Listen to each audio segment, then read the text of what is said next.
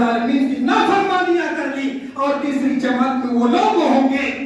جو صرف اور صرف اللہ رب العالمین کی ذات کا انکار کرنے والے لوگ ہوں گے، یعنی کافر و مشرکین لوگ ہوں گے۔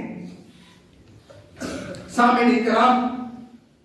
جب انسان قبر سے اٹھائے جائیں گے اس کی حالت کیا ہوگی،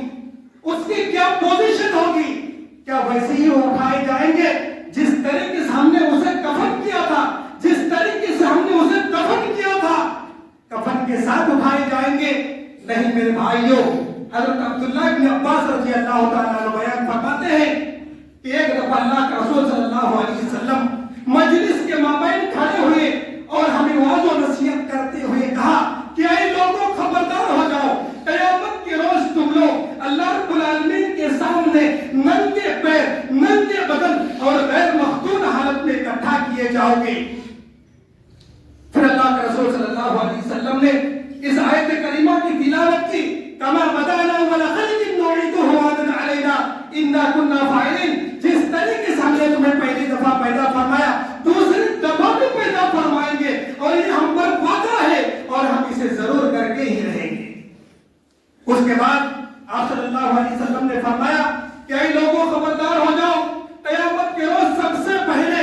حضرت ابراہیم علیہ السلام کو لباس پہنایا جائے گا، اور میری امت کے کچھ لوگوں کو بائیں طرف سے لے جایا جائے گا۔ میں کہوں گا اے اللہ یہ تم میری امت کے کچھ لوگ ہیں۔ اللہ تعالیٰ فرمائے گا اے محمد صلی اللہ علیہ وسلم آپ کو نہیں معلوم ہے آپ کے گزر جانے کے بعد، آپ کے انتقال ہو جانے کے بعد یہ وہ لوگ تھے جنہوں نے دین اسلام کے اندر نئی نئی بدعات کو ایجاد کیا، جس کی وجہ سے آج فرشتے اس کو پکڑ کر کے جہنم کی طرف لے جا رہے ہیں۔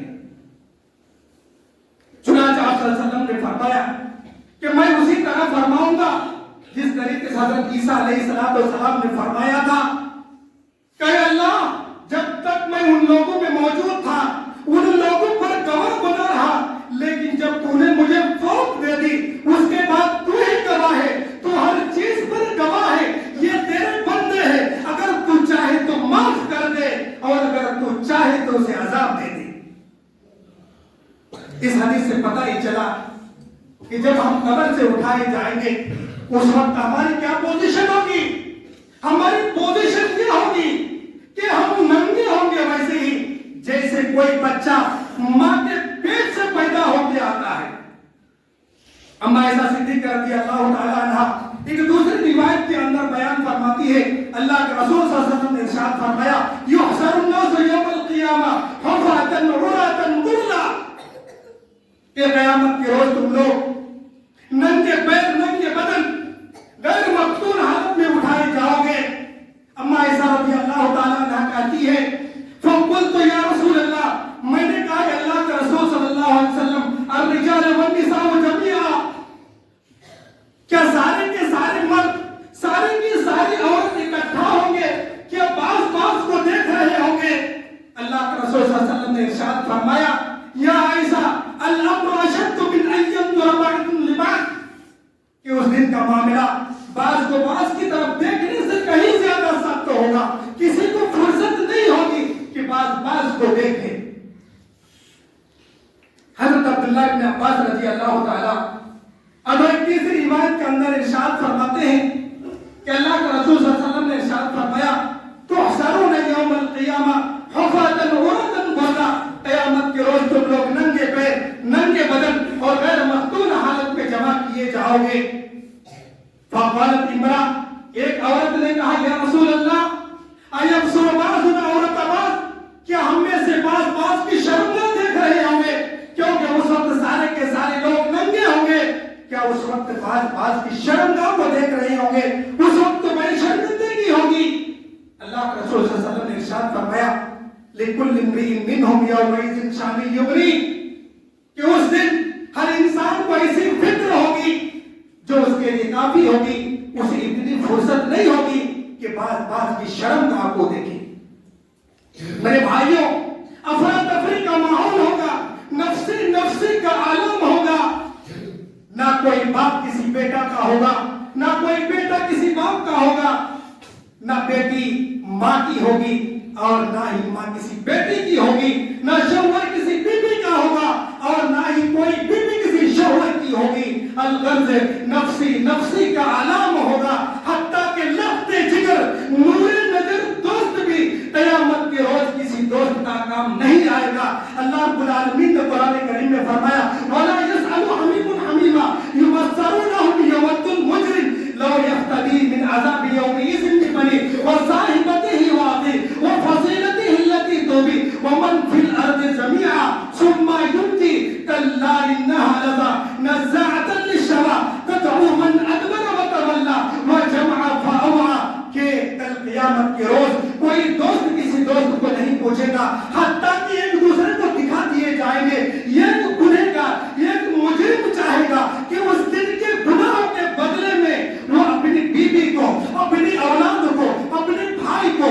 اپنے رشتہ دار کو، اپنے خاندان والوں کو، حتیٰ کہ روئے زمین کے اندر جتنی بھی چیزیں ہیں اس کے بدلے دے دے تاکہ اسے نجات حاصل کرے۔ لیکن میرے بھائیوں ایسا ہرگز نہیں ہوگا۔ یقیناً وہ شعلہ والی آگ ہوگی جو انسان کے سر کی کھال، انسان کے منہ کی کھال کو کھینچ کر جمع کر دینے والی ہوگی، اور ہر اس شخص کو پکارے گی جو منہ موڑے گا اور پیچھے ہٹے گا۔ اللہ رب العالمین نے دوسری جگہ ارشاد فرمایا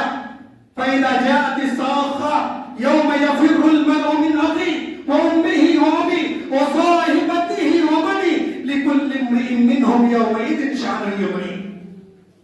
کہ جب کان بار کر دینے والی قیامت آ جائے گی، اس دن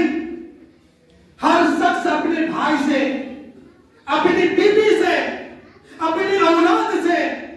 اپنی ماں اور اپنے باپ سے بھاگے گا، اور اس دن ہر انسان کو ایسی فکر دامن کی ہوگی جو اس کے لیے کافی ہوگی۔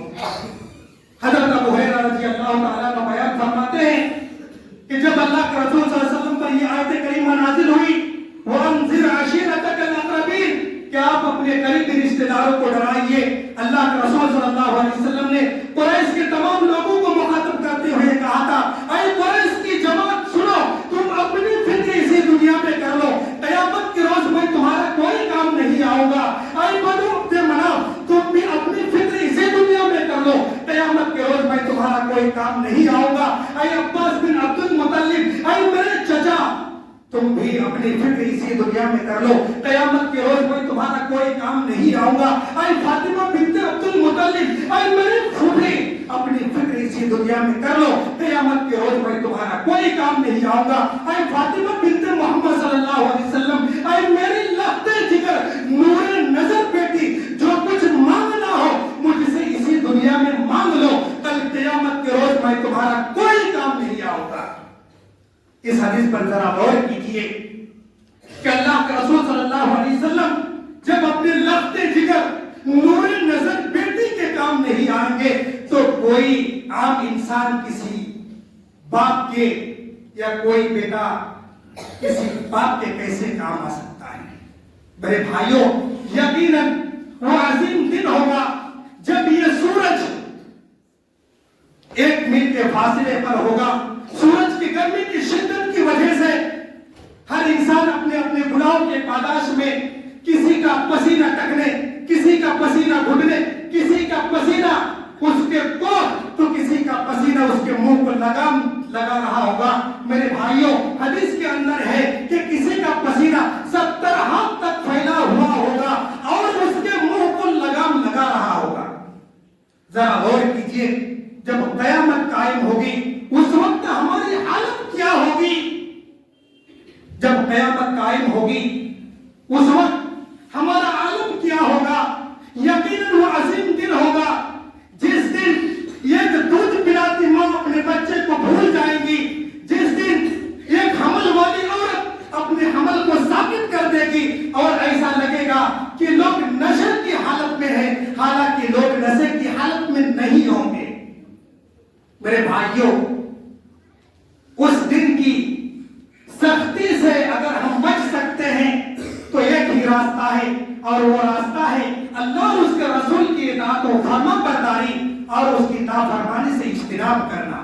اسی لیے کہ وہ ایسا دن ہوگا نہ تو کوئی دوست کسی دوست کا کام آئے گا اور نہ ہی کوئی باپ کسی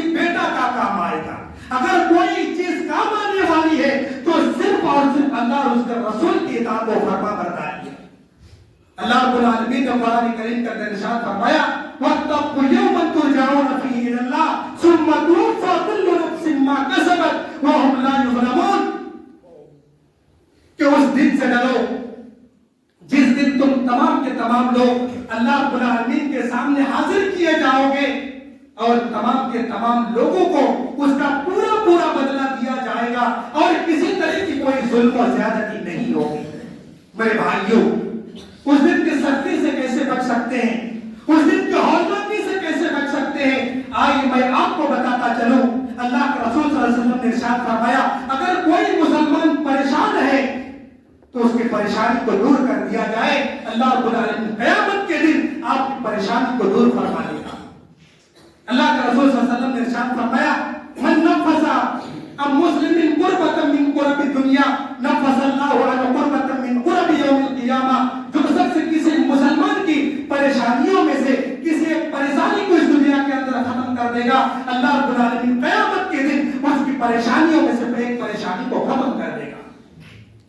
ابو مسعود رضی اللہ تعالیٰ عنہ بیان فرماتے ہیں ایک دفعہ اللہ کے رسول صلی اللہ علیہ وسلم